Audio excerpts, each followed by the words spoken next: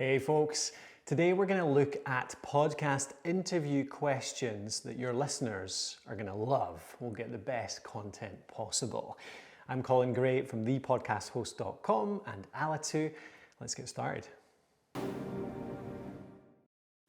Interviews are one of the most common types of podcasts for a very good reason. When done right, when done well, they can create the best kind of content, those natural conversations, those insights that come out from a guest, from a great question, a compelling question, a probing question. So we're going to look at those questions, the kinds of questions you can ask to really source those great stories, that great content, those surprising things that keep your listeners listening. Of course, the other side is the promotion side. If you have a great interview with some brilliant little answers in there, that is so much more likely for your listeners to share it, to help you promote. And equally, if you make that interviewee look good, that guest on your show, you make them look good, you give them a good experience with good questions, great answers that come from them, they're going to share that with their audience. That's at the tail of two audiences. Not only does it go to your listeners, but they'll share it with theirs. And that is one of the best ways to help grow your show, if done right, again, with the right questions. That's the trouble. It's so easy to fall down with interviews. It's so easy to just do the standard old stuff, just ask for the bio, ask for, so how did you grow up, all that kind of stuff. You really need to get in there and ask some probing good questions that we'll get to. Okay, so done right, interviews, excellent stuff for engaging material for your listeners and to encourage them and the guests themselves to start sharing it. So there's two big parts to this. First is going into how to formulate questions around your own topic. So this is getting quite niche. This is going right into the expertise of that person related to exactly what you do as well, what your audience is really interested in. You'll have some specific questions around their own knowledge, their own experience, the stuff that really relates to your topic. But the second part to this is that it is possible to use much more general questions, if they're the right ones, to draw out some really interesting stuff. So this might not be a question that relates direct to your topic, but they can still draw out some great stories, some great experience, some great life lessons from that guest. So we'll go into them in the second part of this video. Let's start with those questions around your main topic. How do you dig into that and start to get some great insights from your guest? Well, questions like, you can start with, just tell me about your topic, your interest in blah, blah, blah. Something general like that can lead you into it quite well. Or then you go, why is it so important? That's the thing. So people will start to tell you about their topic, but asking why questions, how questions is really key for digging deeper. So tell me about your mountain biking. How did you get into that? Why is it so important to you, And what are the common myths? That's really good actually, because that gets into common mistakes, stuff like that. So common myths are really good too. So that's a good way to start with your core topic. At this point, you can ask for their elevator pitch. They've usually got this down to a T, whatever their core expertise is, whatever they're known for. They can often talk about that in 30 seconds to 60 seconds and get that out of the way. Equally, if they're really well known, or even if they're not that well known, but they have a fair bit of content out there, you can do the prep to get that elevator pitch and do it yourself to make sure that stuff's out of the way, because that's commonly the most, normal stuff that's out there. Everyone's heard this about this person. So really you want to get to the interesting stuff quick. So if you can do a lot more prep and cut out those, how did you get into this? Or how did you first find out about this? Questions, and not do those, just do that prep and kind of give that as an intro yourself. That can be really valuable. And then straight away, after that 30-second, 60-second intro, you can go then into, why is this so important to you? What does this mean to you? What's the most interesting part of this for you? Or again, common myths, like what do people get wrong about this? What do people get surprised about when you start talking about this topic? The common myths one is always cool actually, because people often really enjoy the opportunity to debunk any of those false negatives about their topic. There's always detractors. There's always people that say, but what about this? But that's nonsense. And then if you give your guest the chance by teeing it up by saying common myths, common surprises, what are the common kind of comebacks to this? they can jump into that, and it often gets them riled up, it often gets them enthusiastic, it often gets them passionate early, which is really good for the rest of the show. As part of it is that you're really looking for a way to engage them, to get them out of their standard route. So many people that you get on your podcast will potentially already have done quite a lot of podcast interviews. They'll have said the same thing over and over again. So you really want to try and engage them more. You want to push their buttons, ask them something they've not been asked before. Sometimes that can be quite a negative question potentially, but it can have really interesting results. Like, again, we go back to what are the myths, but maybe why do people often fail at this? Why do people fail at this approach you're talking about? That can often get people wound up. And of course, it gives them the chance then to jump into how people can overcome that. This is why they fail, but this is how I can help you avoid that failure. And that's often one of the best ways to get a really passionate, interesting answer out of somebody. Don't forget towards the end to ask the question, the practical, tactical question. What resources, what tools, what content do you like that can help people on this? Because people often like that. They like something to go away and use. They like something to go away and do, to read, to watch. And your guest, if they're into their topic, which I'm guessing they will be, they'll have tons of stuff so they can share, lots of tools and tricks and techniques and stuff like that. That really can often end an interview very well on a practical sense, giving your listener something that they can go away and do right away with that information you've just given them. Next, what about some core questions about the person themselves? We've gone into the topic before, so that was the previous set of questions. How do you ask about the topic? How do you dig into that, get some interesting insights? But what about the person? We can all learn the tactics, the tricks, the tools, but often it's the stories, it's the personality, it's the struggles that people overcame, which make for a great podcast episode. So how do we dig into that? That's what we want to do next. The thing you'll often hear is, somebody giving an answer like, believe in yourself and never give up, never quit, never quit. But that's all well and good, but you can't really apply that to yourself in reality. But that is until you hear the stories of other people doing that exact same thing. So if you can dig in and manage to get somebody to tell a story about one of their failures, something where everything was lost, but somehow they managed to climb themselves back out of that hole, or it doesn't even need to be resolved sometimes. If you can just hear about somebody's failure that never was resolved, but years later they were a success, even that can be really identifiable.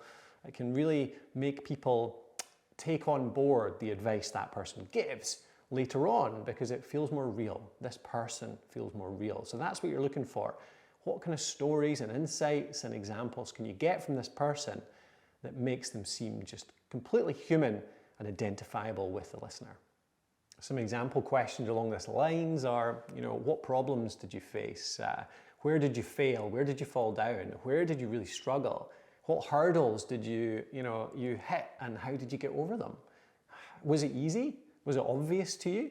Or did you have to cast around? Or what support did you get to overcome these struggles? Stuff like that really digs into it.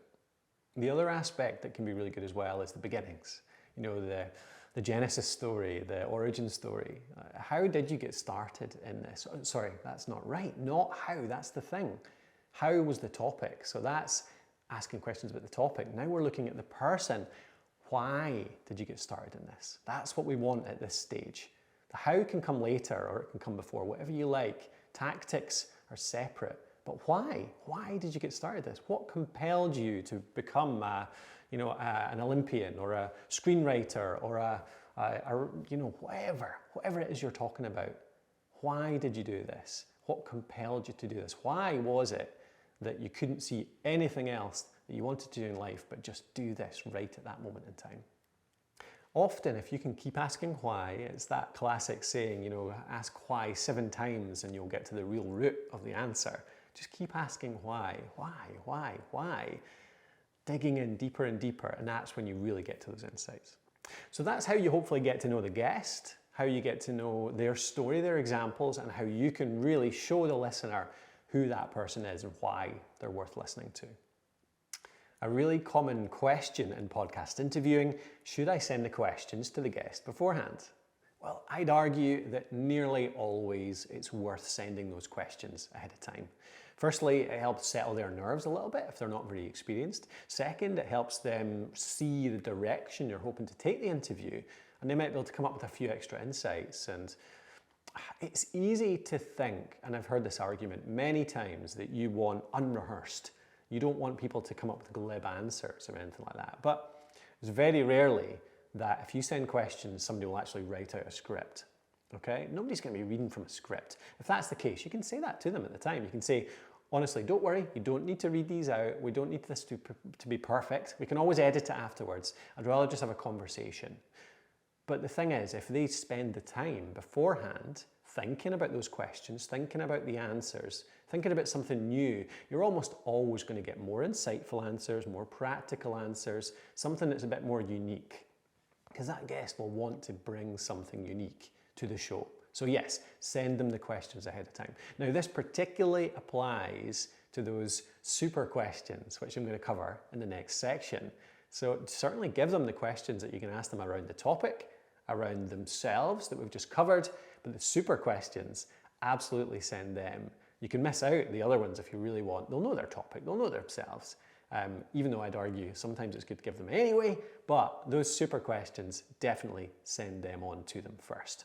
And the cool thing is as well, if you include a few of those same super questions, general questions, even some topic related questions you ask just every time, you can automate that too. If you use an interview booking tool like Book Like a Boss or Calendly, like we do, then you can put them into automated emails that go out to your guests. So you can tend to automate this so that you don't have to do the back and forth beforehand. I'll put a link in the description below towards a guide that we, showing how I would do that and how I have done that in the past.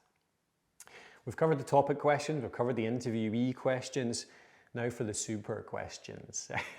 So maybe a funny name for it, but I think of these as super questions because they're the types of questions that can get some of the most interesting insights, and they can make your podcast really stand apart from any other interview that guest has given.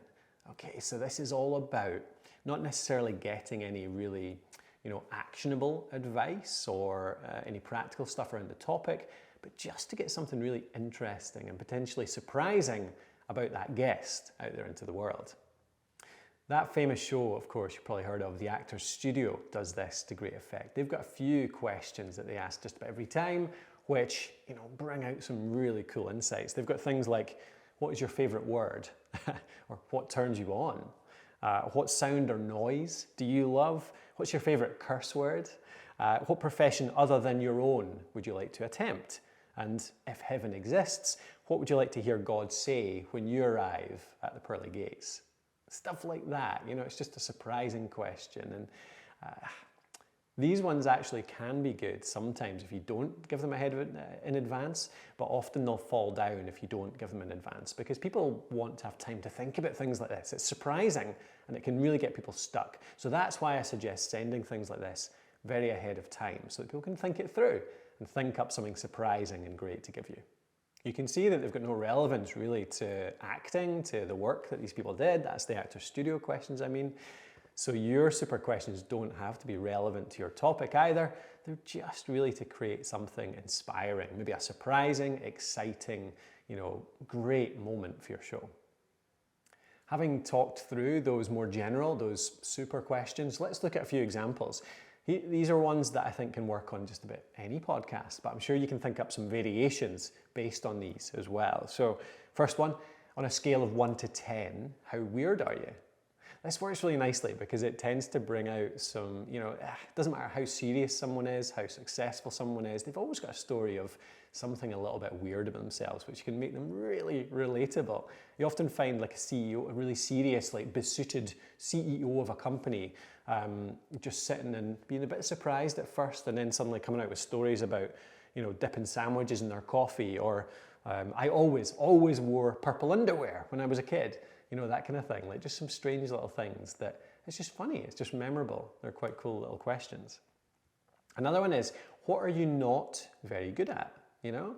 People generally, often people avoid that kind of question or that kind of answer, obviously, but you can get some really great stuff about that. Yeah, They've spent so long talking about themselves, boasting and talking about success, that getting something relatable that they're not good at can be really, really useful and really interesting. One that you've no doubt heard before but works really well is, what is one thing that nobody else agrees with you on? Or what is one surprising thing that you believe? And it makes people think about something that they're a little bit contrary on, you know? They don't quite agree with the norm. And often that's the best advice, because what's the quote? Something like, as soon as you find yourself on the side of the majority, maybe it's time to rethink your views.